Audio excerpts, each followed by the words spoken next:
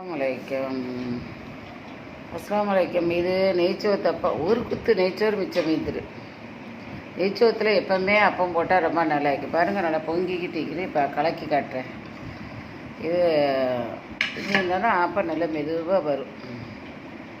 அந்த காலத்தில் ஆப்பத்துக்கெலாம் உரலில் போட்டு ஆட்டிட்டு கிடக்கணும். உரலில் ஆட்டுங்கன்னு கிடக்கும். இப்போ மிக்சி ஒரு சுற்று, ஒரு 2 மணி இல்லை கிரைண்டரில் ஒரு மிக்சியில் ஒரு சுற்று அடிச்சிடுறோம். நிமிஷத்தில் சுற்றிடுது. நெய்ச்சோறு, ஆப்ப சோடா, உப்பு எல்லாமே போட்டுட்டேன். தேங்காய் எல்லாம் போட்டு ஆட்டி வச்சுட்டேன். நான் இப்போ அன்றைக்கு நைட்டுக்கு சுடுறதுக்கு தான். காலையில் பாருங்கள், இப்படி நல்லா பொங்கிக்கிட்டு இப்படி பொங்கிக்கிட்டு இருந்தால் அப்போ மெதுவாக வரும். கலக்கி காட்டுறேன்.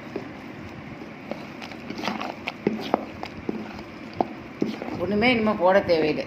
சுட்டு போல தண்ணி மட்டும் ஊற்றணும். திக்க வைக்கிற தண்ணி ஊற்றுறேன்டா ஊற்றலாம், இல்லாட்டா தேங்காய் பால் சுட்டு போல் ஊற்றிக்கிடலாம்.